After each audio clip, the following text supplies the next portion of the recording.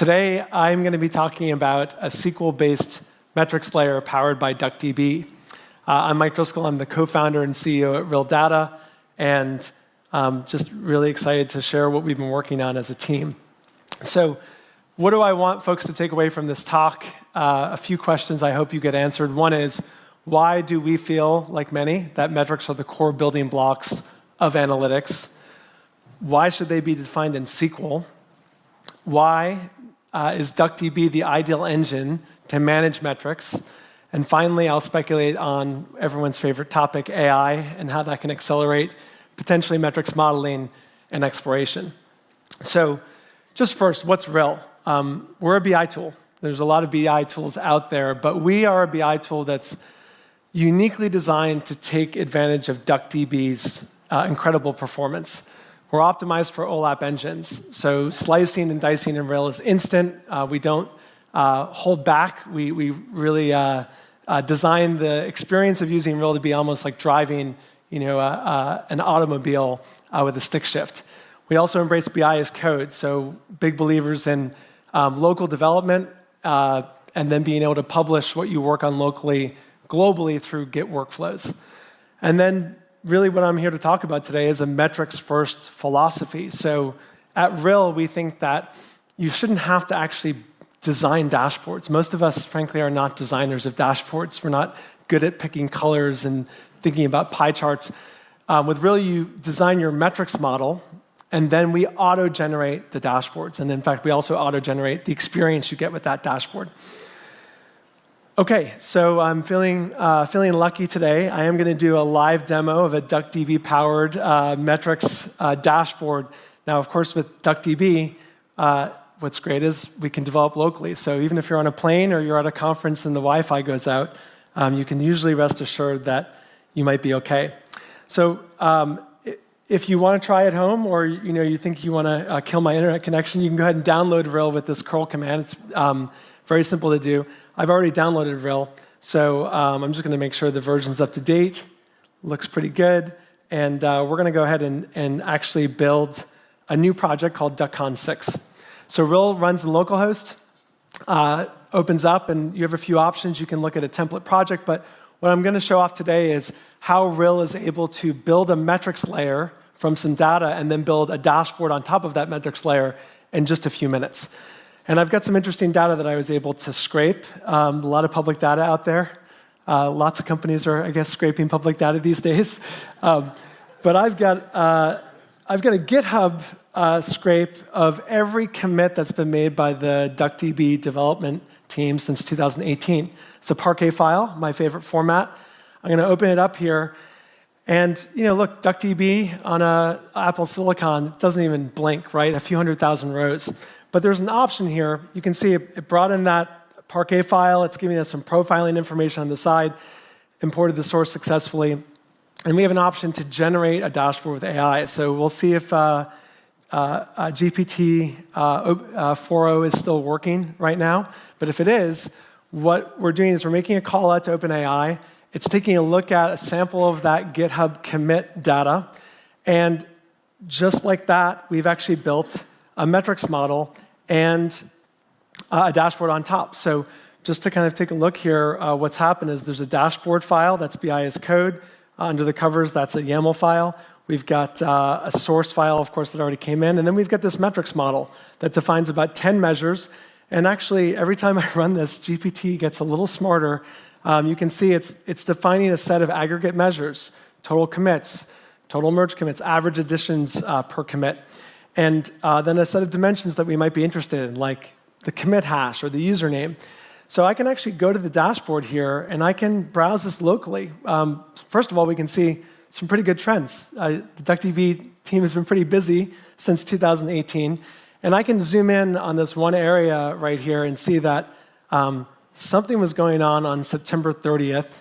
It looks like there was, there was a commit of 7,000 commits happen. And Tice J had, 7,000 commits on that day. I don't know if Mark or Hannes, what was going on there with this massive spike on that day? Probably fixing CI. Okay. All right. So So we built this dashboard. If we wanted, we could actually go ahead and deploy that to the cloud. I won't do that. But we just started with a Parquet file, just a Parquet file of scraped commits. And we've actually built a pretty somewhat usable dashboard that we could probably clean up and go further. So that gives you a sense of why Rill, how Rill works, and really why we care so much about metrics. But just to go a step further, we think that metrics really are the right size building blocks for analytics. Fact tables are too raw. If I try to look at that Parquet file, I'm not sure I would get very far in terms of insight. But on the other hand, most reports are too baked.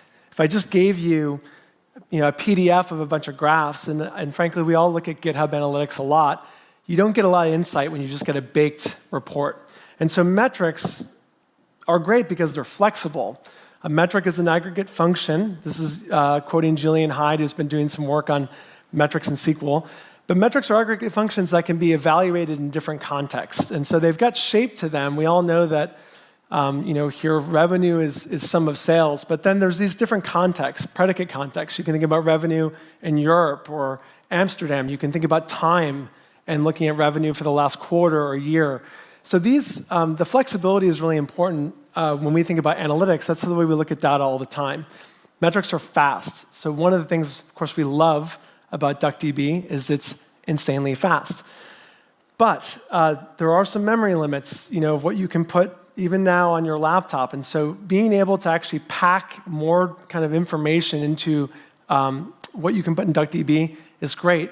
OLAP cubes, being able to roll data up and aggregate them still can work for metrics, and it gets you about 10 to 100x less data than you started with. So that Parquet file, if I built an OLAP cube on it, might be 10 or 100 times smaller than what I started with. And then finally, metrics are intuitive. People have been tabulating ledgers and spreadsheets and pivot tables for centuries. So when we talk about metrics, things like revenue or sums, counts, and averages, those are things that business users actually get, they can make sense of. And so the flexibility, the speed, the intuitiveness of metrics are why we think it's really the right thing to build your analytics on. But also, as importantly, we think that metrics shouldn't be written in DAX or LookML or VizQL or all these other languages that have come along. This is I think this is Andy Pavlo, is that? From CMU. I think he's quoting from a Michael Stonebraker paper about how, the history of SQL is that NoSQL eventually becomes KNOW SQL.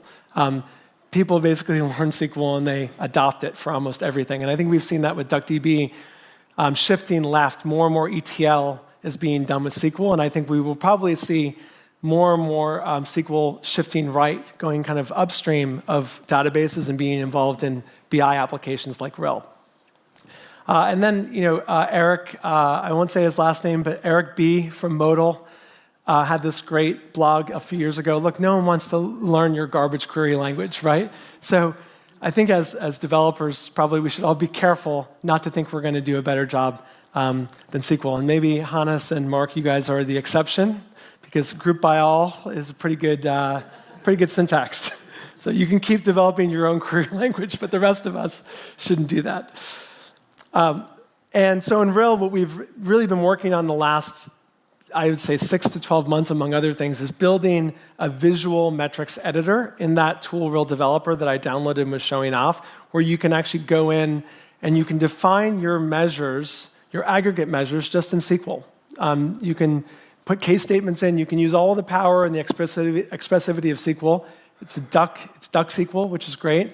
And then the other thing is that when you build a dashboard, Rill will take care of kind of managing that predicate context and thinking about the levels of detail. So you don't have to think about where clauses and group bys. You just have to think about that aggregate measure that you're defining in Rill.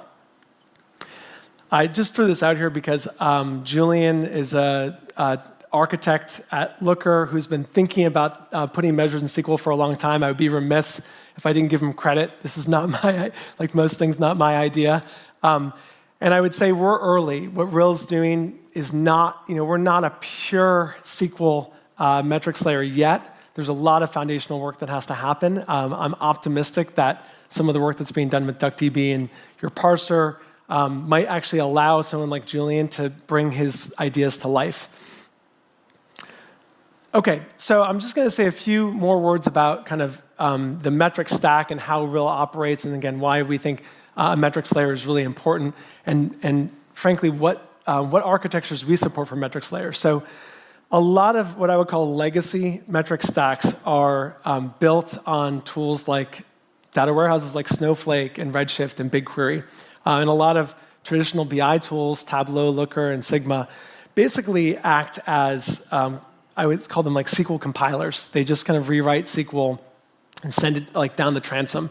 And I think one of the challenges with traditional BI tools is that there can be a lot of inconsistency in metrics definitions. Oftentimes you have to put the metrics definitions in every BI tool, which is a little bit dangerous.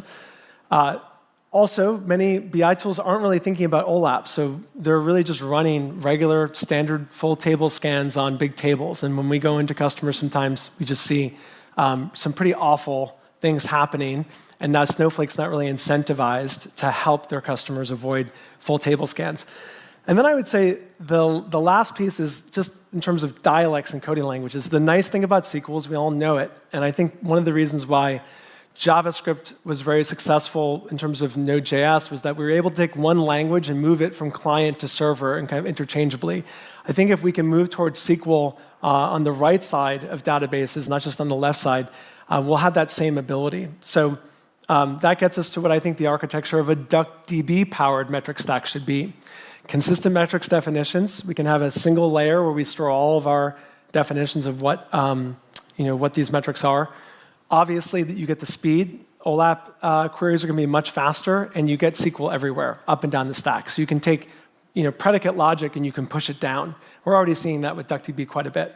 And I think that fabric, that data lake, I put iceberg there, that is really going to be the universal data fabric going forward, right? I think that that's where the data lives, and all of us are just kind of living on top of that. Okay, but there's some challenges. It's not all peaches and roses. So data modeling is hard, and it does require some upfront pain. A lot of BI tools, a lot of folks that maybe aren't thinking about metrics layers, you just kind of can point at any table in your database, even including DuckDB, and get going. We do require that upfront effort. Now, of course, we're trying to lean on someone like ChatGPT to take that pain down a bit, but still, typically we have to go in and do some tuning. The second thing is that metric changes can be expensive. When you're building OLAP cubes, you change your model, you may have to rebuild those OLAP cubes, and that can be an expensive proposition. And then finally, and I know we're all talking about scale up as the dream, and there's some great examples of what scaling up or getting models to run on much smaller amounts of hardware, but single node scale still has its limits. And so for us, some of our customers, we work with AT&T and Ericsson and Comcast, and those customers just can't run on my laptop, unfortunately. Not yet. Okay, and so I've got a minute left, so I want to speculate a little bit.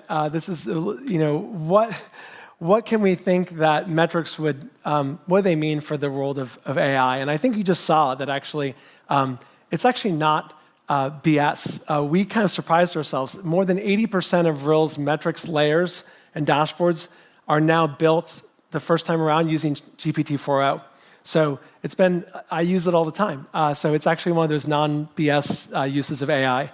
I think the other place where AI can assist is in optimization. So we're constantly thinking about how we can make DuckDB faster, casting strings to enums, thinking about column ordering and how skip level indices work. AI can kind of do some of that stuff automatically. And then I would say that if we think about what we like about tools like ChatGPT is that they're conversational. And DuckDB-powered metrics layers really are faster. And so you can actually have a conversation with your data in a way you couldn't if you're talking to a Redshift cluster that takes 2 minutes to return a query. So faster queries mean more queries, faster time to insight. And then there's a lot of rich metadata, too, that we annotate metrics with that we don't really put into traditional database columns. This is, I'll put these slides up so you can inspire yourself on your flight home or with further reading, but definitely Julian High gets the credit for his work in SQL measures. And that's it. I'll take any questions if we have time. Thank you very much.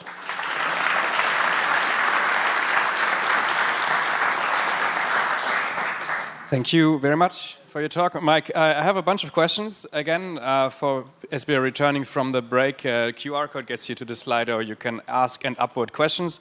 It does make my job up here easier, so do it. I have the first question is: does Rill work well for defining complex metrics that involve multiple sources and transformations?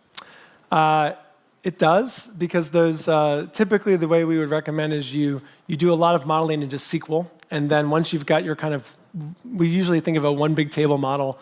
You join a lot of things up in just your DuckDB tables, and then you build that joined. You build your model on top of that joined table. So a lot of the complexity we're handing off to your tool. Just let us do it. That sounds great. Excellent. There's a nice question. Do you see a psychological difference for users' interactions when they are using 60 FPS dashboards versus traditional, slower dashboards? I mean, I think you could just, you can feel it, right? I think we all know what it feels like to have that kind of close to the metal experience. And what I can say is when people deploy their dashboards, the biggest complaint is, hey, how come my dashboard's not as fast?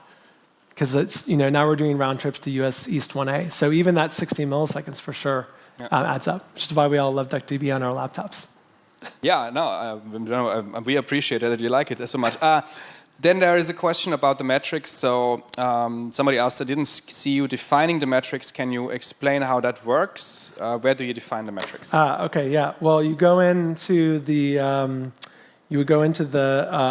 if I can actually find where I can, here we go. You go into the metrics view and you can actually change these expressions here. So it's basically part of Rill Developer, but you also can fall back into what we kind of can call SQL. This is SQL embedded in YAML. And so that sounds a bit unholy. But we think that most people are happy living in UI land for some of these parameters. Okay.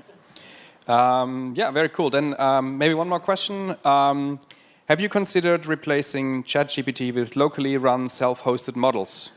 Well, it's been only a hot minute since I think Microsoft said, we're afraid all of our IP got stolen, and then the next day they said, oh, we're hosting DeepSeek actually on Azure. So I think, we'd be delighted to maybe host locally. I think it's a great idea for privacy reasons. I could also rephrase the question as, how do you dare not having integrated technology was invented 3 days ago into your product yet? But, anyways, I think we'll leave it there for now. Thanks again, Mike. Let's thank Mike again, and we'll have